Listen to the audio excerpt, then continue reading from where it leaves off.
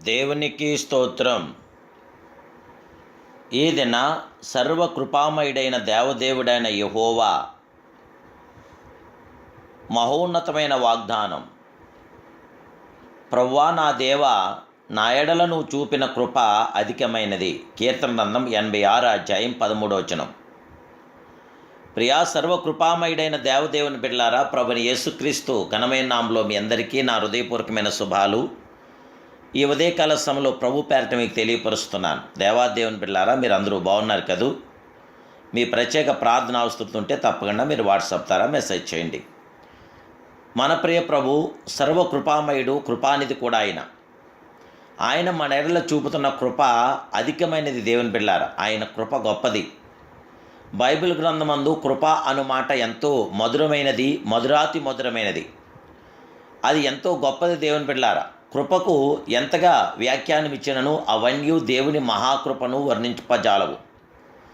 మనము భూమి మీద జీవించున్న దినములందు ఆ కృప యొక్క సంపూర్ణతను గ్రహించజాలం. నిత్యత్వంలోనే ఆయన కృపా సంపూర్ణతను మనం గ్రహించగలుగుతాం. దేవదేవుని బిడ్డలారా, అంతటి మహాకృపామయుడు, కృపగల దేవుడు, దయగల దేవుడు, దయాదాక్షిణ్యపురుడు దేవుడు తన శాశ్వత కృపతో మనల్ని ప్రేమిస్తున్న గొప్ప దేవుడు. దేవుని బిడ్డలారా, ఆయన మన ఏళ్ళ ఎంతో కృప చూపిస్తున్నాడు కనుక ఆ దేవాదేవుని మనం స్తుతించి, మహింపరిచి, గణపరిచి ఆయన్ని ఆరాధించాలి.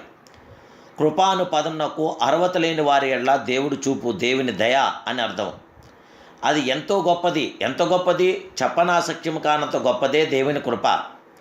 రాజుకు దావీదు విస్మయం చెంది భూమి కంటే ఆకాశం ఎంత ఉన్నతముగా ఉన్నదో ఆయనందు భయభక్తులు గలవారి ఎడల ఆ దేవాదేవుని యొక్క కృప అంత అధికంగా ఉన్నదని ఆ దేవాదేవుని ఆ మహిమానుతుని మహిమాస్వరూపుడను కొనియాడుచున్నాడు. దేవుని బిడ్డలారా, ఈరోజు మనం కూడా దేవుడు మన ఏళ్ళ చూపుతున్న కృపను బట్టి ఆ మహాగణుడు, మహోన్నతుడైన దేవుని మనం కొనియాడాలి, మహిమపరచాలి, ఆరాధించాలి. దేవుని బిడ్డలారా, ఆరాధన అత్యున్నతమైనది. దేవదేవుని మనం మనస్ఫూర్తిగా ఆరాధన చేయాలి, హృదయపూర్వకంగా ఆరాధన చేయాలి.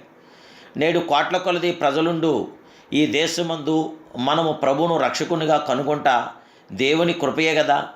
దేవుని బిడ్డ ఆ కృపను స్థిరంగా పట్టుకుని ఆ కృపలో కొనసాగుతున్నారా? అశాశ్వత నీ లోకంలో శాశ్వత దేవుని కృపను మనం పొందాలి. నా కృప నీకు చాలును, నా కృప నీకు చాలును అన్నాడు ప్రియులారా. దేవుని కృప మనకి కావాలి. దేవుని కృప లేకపోతే మన జీవితం అంతా శూన్యమే.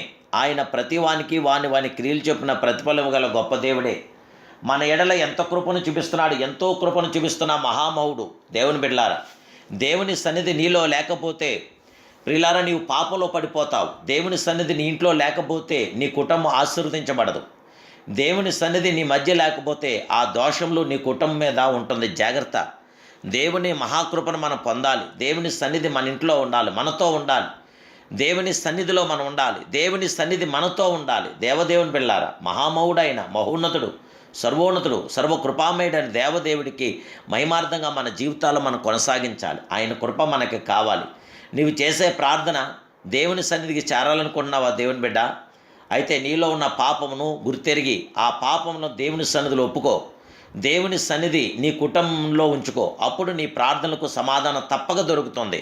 ఖచ్చితంగా మనం చేసే ప్రార్థనకి దేవదేవుడు సమాధానం ఇవ్వగల గొప్ప దేవుడే. ఆయన కృపగల దేవుడు, కృపామయుడు, కృపాసత్య సంపూర్ణుడు. ఆయనే యుగములకును సకల యుగములకును గొప్ప దేవుడు.